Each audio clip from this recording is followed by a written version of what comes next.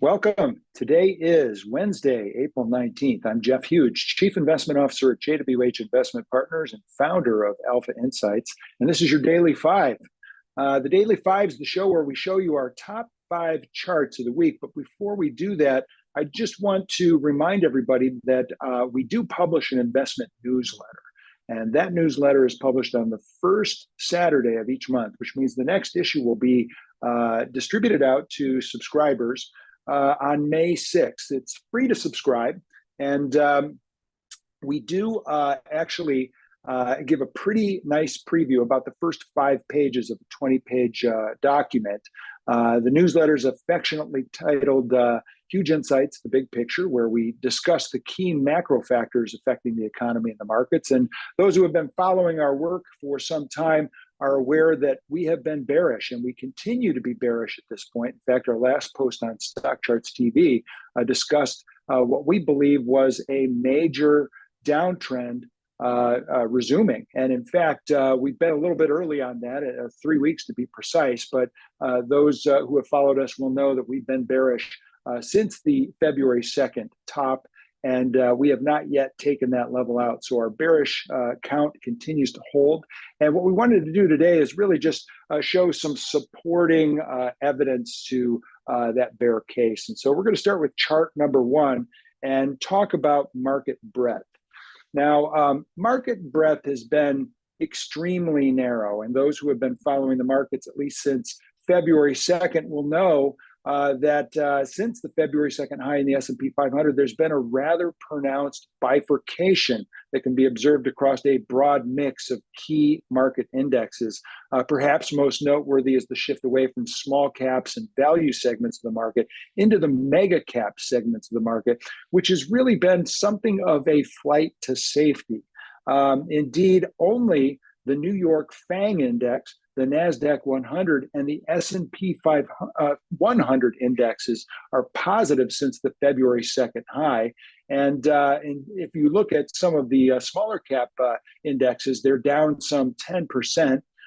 Banks are down 28%, and even the equal weight NASDAQ 100 is down almost 2%. The broad Wilshire 5000 index also down solidly as well. And so, when we take a look at what's really been driving the market, it amounts to the leadership of just 7 stocks. And you know which stocks those are. They're Microsoft, Apple, Google, Amazon, NVIDIA, Tesla, and Meta. These stocks in aggregate make up 50% of the market cap of the NASDAQ 100 and about 26% of the market cap of the S&P 500.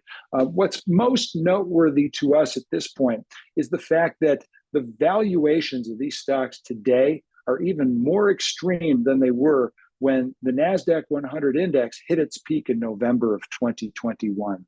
Let's take a look at chart number 2. Chart number 2 focuses on investor sentiment, which we believe has become complacent again. Just using the CNN Fear and Greed Index as a metric to measure this, and it's made up of around 7 different indicators that measure some aspect of stock market behavior. It's now back up to the highest level since the early February highs, moving squarely back into the greed zone, measuring 68 at last night's close and 70 on Monday. While not at its all-time peaks, it's not necessarily a requirement to suggest that stock market sentiment has become complacent. In fact, if you look at the lower frame, just looking back over the past year, we can see that the Fear and Greed Index has reached a level that has broadly coincided with past market tops, going back to the August 16th high. Having said that, let's take a look at market internals on chart number 3. The internals remain very weak. And what's interesting to us is that they are diverging negatively vis-a-vis their January or late January highs, and that the number of S&P 500 stocks that advanced last week was net negative. And although the 5-week moving average of the percentage of net advancing issues did turn slightly positive, it remains much lower than its January highs. If we look at momentum on an unweighted basis. This is the average stock in the S&P 500 as measured by the 5-week RSI oscillator. This remains barely above the median line at this point, and a very pronounced negative divergence versus the January highs. Up volume was just 38% of total S&P 500 volume last week, but the 5-week moving average of the ratio of up to down volume actually did improve to almost 3 times from about 1.37.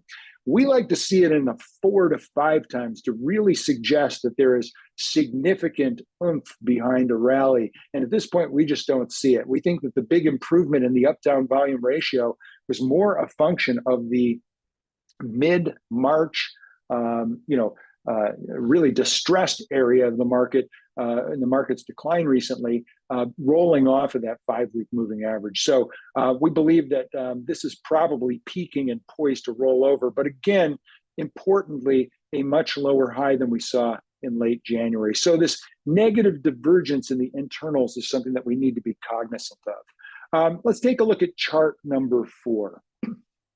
Chart number 4 is one of a 2-part look at volatility. We're looking in this chart at 2 aspects of volatility: the VIX itself, which is the CBOE volatility index in the upper frame, and the VVIX, the volatility of the volatility index in the lower frame. Now, as illustrated in chart number 2, investor sentiment's no longer bearish, right? But volatility posted its low for the rally so far, anyways, on April 18th, just yesterday. And that was just as the S&P 500 basically made its recovery high.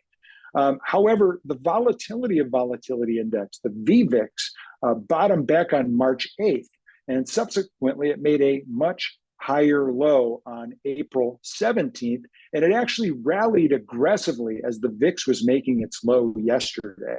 Now, historically, divergences between these 2 series have preceded sharp trend changes in the VIX. Specifically, when the VVIX diverges positively versus the VIX, it tends to precede a VIX spike.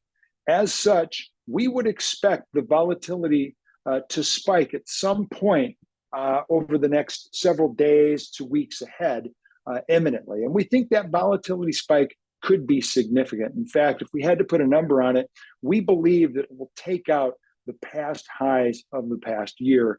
And in fact, we think it could exceed 40%, a level that it hasn't printed in at least 2 years. Let's take a look at part 2 of this volatility series. That's our final chart of the day, chart number 5.